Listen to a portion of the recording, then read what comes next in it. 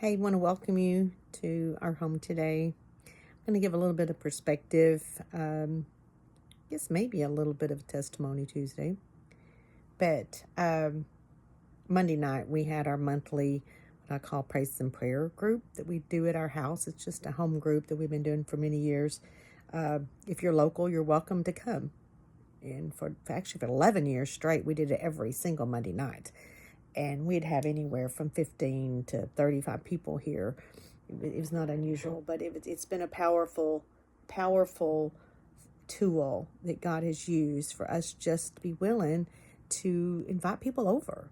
Open up the house, put on a little music, sit around and talk, and create a safe environment. How many needs a safe environment where you can be raw and real, and you can share what's going on, so it gives the body of Christ the opportunity to bear each other's burdens. If you don't know about them, and then you don't know how to bear them. But it's not just about bearing burdens or giving prayer requests, but it's really more about testimonies. It's about what God has done for us, right? And so I played a song. I always play a song, and in that song, it talks about how God does it again and again and again. He's there for us again and again. It's not just a one-time thing. One thing I've learned about him, he's not a God that just requires some blind faith. No, he'll always build experiences up to the place till you get to the place where there's some things and you got to wait by faith. You don't see it yet. But because you've seen the past, you already know. That's why testimonies are so important, to know if he's done it then he can do it again. And so I can trust him to know where I'm going. Because all of us we're interested in what God's purpose is for us. You say, well, do I have a destiny? Or what is it, that I'm supposed to be doing with my life? And that always comes up. And if we don't watch it, we can start getting expectations on ourselves for other people that can bring us into despair. Unmet expectations is one of the leading reasons for depression or anxiety, discouragement. We start imagining how something's supposed to be. We have an expectation on a situation, a person.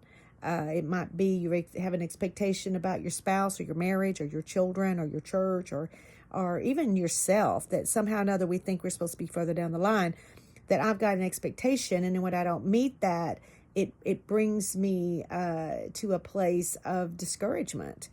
But the reality is, when it comes to God, I don't need to put expectations on him. I'm expecting some things out of God. I'm expecting to fulfill his word. And his word, one of those is that he said, and you can know this, Romans 8:28, you can know this, that all things will work together for good. Those that love God have been called according to his purpose. When I'm seeking his purpose, I love him, I'm doing that, then I can have an expectation, or I'm expecting him to work this for good. The problem is when I start trying to articulate or imagine what that expectation is. How are you going to work this out for good? What is it going to look like? The reality is, every time I try to start telling God or thinking I know what things are supposed to look like, it just don't look that way. And in fact, it's always different. But here's even better. It's better. It's really, he says, I love the scripture said that he can do more than we can think or ask. Not only than I can ask, but I can't even think about it to ask it. So I don't want to put my expectations on him. I want to expect him. I'm expecting him to fulfill his words and his promise. But what that looks like, I'm not going to try to expect it. So how do I walk through my life without having, this is a goal, this is what it's going to look like, this is what my career is going to look like, this is what my spouse is going to look like, this is what this is going to look like. But Brother Ken was there, and he didn't even hear the song. He missed the first song. He came in late. And he didn't hear the song, because the song is talking about doing it again and again. So I can trust him to know what's going to happen, what's coming up, what's the next thing's going to happen. And then he was sharing with us something. I don't know when he got it, but at some point he had seen these 3 letters in front of his face in the spirit, W.I.N, win, the word win. And he said, okay, what is that? Tell me more, Lord. And immediately came to him is, what is next? Well, when I hear the acronym WIN, I wouldn't have thought of that. But he said, the Spirit said, what is next? So he knew that how are you going to win in life is to inquire of the Lord, what is next? What's the next thing? AA has a saying, which I love it. It says, just doing the next right thing. Doing the next right thing. And so the next right thing, I can trust him for that. Show me, he said, your word is a lamp unto my feet, a light unto my path. It'll show me the next step. It may not show me what's down the line. In fact, when I start trying to figure it out and set some expectation of what I think this is going to look like, how God's going to fix it, how he's going to work it out, how he's going to turn it for good, stop it. It doesn't work that way. If you want peace and you want the kind of direction he does promise you, is how you're going to win is ask God, what is next?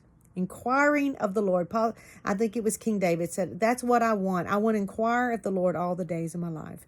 David knew the key to living in peace and walking out his purpose in my life and how to win is to say, Lord, what is next? I'm expecting you to lead me in my next step, and what else behind on the other side of that, I'm going to just expect you to fulfill it without having to put my interpretation of what it's supposed to look like. So I don't start trying to put unmet expectations on me, on other people, on situations that leads me into discouragement. So be encouraged today and just inquire of the Lord. You're a winner when you say, Lord, what is next?